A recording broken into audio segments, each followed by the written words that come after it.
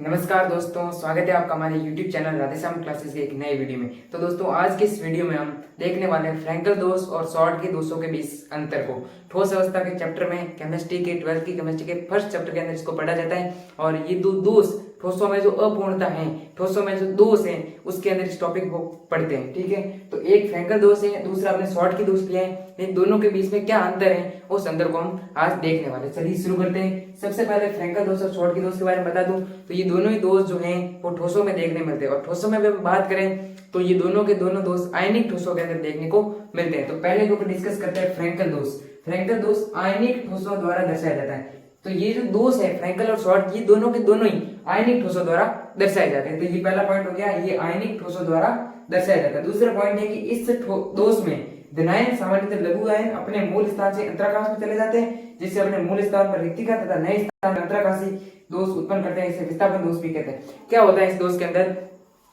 सबसे पहले तो आयन दो प्रकार के होते हैं, एक होता है धनायन और दूसरा होता है ऋणायन। एक धनायन और दूसरा ऋणायन। धनायन का जो आकार है वो क्या होता है, लगभग छोटा होता है। ठीक है, धनायन का आकार जो है वो छोटा होता है। किससे? ऋणायन से। इस दोष के अंदर क्या होगा, जो छोटा आकार वाला है यानी कि अपना धनायन जो है वो क्या होता है कि जो उसकी ठोस की जो स्ट्रक्चर है उससे क्या निकल जाता है, बाहर हो जाता है, विस्तृत हो जाता है। तो यहाँ पर लिखा है इस दोष में धनायन सामान्यतः लघु होगा। लघु विस्तार किसका होता है? धनायन का।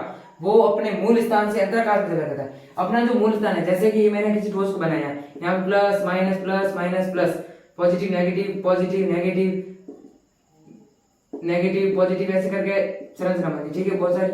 अब यहाँ से क्या हुआ कि ये धनायन है, ये ऋणायन है, ये धनायन है, ये ऋणायन है। यहाँ से जो धनायन है वो ऋणायन और इनके बीच में अंतराकाश में आ गया, यानी कि ये धनायन यहाँ से निकल के यहाँ पे आ गया। अब आप देखो तो यहाँ पे तो एक रिक्तिका उत्पन्न होगी, यहाँ पे कुछ नहीं, मतलब रिक्तिका खालिस्तान उत्पन्न हुआ और यहाँ पे क्या हुआ, अंतराकाश के अंदर क्या आ गया, धनायन आ गया। तो यहाँ पे लिखा है इस दोष में धनायन सामान्यतः लघु आकार आयन अपने मूल स्थान से अंतराकाश में चले जाते हैं, जिससे अपने मूल स्थान पर रिक्तिका, मूल स्थान पर तो क्या हुआ, रिक्तिका दोष उत्पन्न हुआ और नए स्थान पर यानी कि यहाँ पर अब क्या हुआ, अंतराकाशी दोष उत्पन्न होता है। इसे विस्थापन दोष कहते हैं। इस दोष को यानी कि फ्रैंकल दोष को अपन विस्थापन दोष भी कह सकते हैं। उसके बाद देखो, ये सामान्यतः उन आयनिक ठोसों द्वारा दर्शाया जाता है जिसमें सामान्यतः धनायन और ऋणायन के आकार में अधिक अंतर होता है। इसका मतलब क्या है कि ये जो दोष है वो उस ठोसों में दिखाया जाता है जिसमें धनायन और ऋणायन के आकार के मध्य बहुत अंतर होना। मतलब कि जैसे ZnS है तो इसमें क्या है, ये इसका उदाहरण है। तो इसमें Zn और S के आकार की बात करें तो सामान्यतः धनायन का आकार छोटा होता है। तो Zn जो है यहाँ पर बहुत छोटा है S से, आकार के अंदर Zn बहुत छोटा है S से। तो जिसके अंदर आयनिक ठोसों में होता है ये दोष, और आयनिक ठोसों में भी जो धनायन और ऋणायन उसके आकार में बहुत अधिक अंतर होना चाहिए।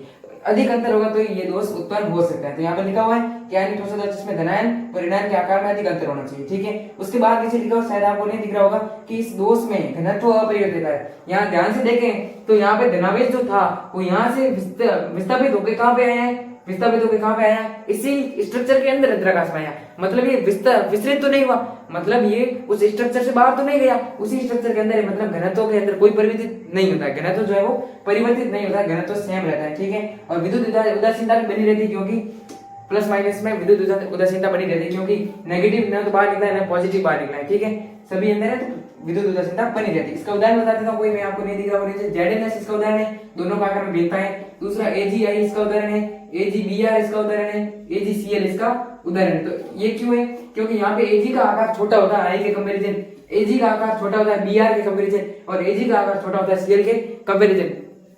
इस कारण ये दोष उत्पन्न होता है। Zn का आकार छोटा होता है, इसलिए क्या होता है, ये दोष उत्पन्न होता है। ठीक है, यहाँ पर सारे पॉइंट क्लियर। उसके बाद आते हैं शॉर्ट की दोष के ऊपर। शॉर्ट की दोष भी आयनिक ठोसों का एक रिक्तिका दोष है। रिक्तिका दोष है मतलब इसमें क्या उत्पन्न होगी, रिक्तिका। उसके बाद इन दोष में धनायन व ऋणायन समान अनुपात में ठोस से विस्तृत होता है। यानी कि ये कोई मान लो ठोस की स्ट्रक्चर है, positive negative positive negative positive negative positive negative positive negative positive negative positive negative, ये वापस पॉजिटिव ये नेगेटिव, ये कोई ठोस की स्ट्रक्चर थी। इसमें बोला है कि इस दोष में धनायन व ऋणायन समान अनुपात में ठोस से विस्तृत होता है। मतलब जितने धनायन गए उतने ही ऋणायन समान अनुपात में ठोस से बाहर निकल जाते हैं। मान लो एक धनायन बाहर निकला है ठोस से, तो दूसरा क्या निकलेगा, ऋणायन निकलेगा। यानी मान लो यहाँ पे और यहाँ पे रिक्तिका उत्पन्न हुई कि नहीं हुई, यहाँ से एक धनायन चला गया, यहाँ से एक ऋणायन चला गया, तो रिक्तिका उत्पन्न हो जाती है। यहाँ पर लिखा हुआ है कि इस दोष में धनायन व ऋणायन समान अनुपात में ठोस से विस्तृत हुए। मैंने एक एक धनायन और एक ऋणायन को निकाल दिया है, इससे रिक्तिका दोष उत्पन्न हो गया। यहाँ पर आप देख सकते हो रिक्तिका उत्पन्न हो गई है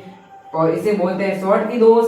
और यह दोष उन आयनिक ठोसों द्वारा दर्शाया जाता है जिसमें धनायन और ऋणायन का आकार लगभग बराबर होता है। और ये जो दोष है वो किन के द्वारा दर्शाया जिसमें धनायन और ऋणायन का आकार लगभग बराबर है। जैसे Na और Cl है, Na क्या है धनायन है, Cl क्या है माइनस, Na प्लस और Cl माइनस होता है, ये धनायन और ये ऋणायन। तो Na और Cl के अगर आकार की बात करें तो लगभग क्या होता है बराबर। तो इसके अंदर धनायन और ऋणायन का जो आकार है वो लगभग बराबर होता है। और इस दोष में आप ध्यान से देखो तो घनत्व में कमी आएगी। क्यों? क्योंकि यहाँ से क्या निकला पॉजिटिव, यहाँ से नेगेटिव निकला है, तो घनत्व में क्या आ गई कमी आ गई। दूसरी चीज यहाँ पे क्या हुआ विद्युत उदासीनता बनी रहती। क्यों बनी रहती? क्योंकि एक पॉजिटिव निकला है तो दूसरा क्या निकला है नेगेटिव, एक पॉजिटिव निकला दूसरा नेगेटिव निकला, तो इसके ऊपर कोई इफेक्ट नहीं पड़ेगा। मान लीजिए यहाँ पर 1 2 3 4 5 6 7 पॉजिटिव थे और 7 एक नेगेटिव थे, एक मैंने पॉजिटिव निकाले 6 पॉजिटिव हो गए, एक मैंने नेगेटिव निकाले 6 नेगेटिव हो गए, तो विद्युत उदासीनता जो है इसके अंदर बनी रहती है। उदाहरण की बात करूं तो NaCl उदाहरण हो जाता है इसका, और दूसरा इसका उदाहरण क्या हो जाता है AgBr हो जाता है, सॉरी AgBr, हाँ AgBr भी रहता है इसका, और दूसरा हो जाता है KCl, और तीसरा होता है सीजियम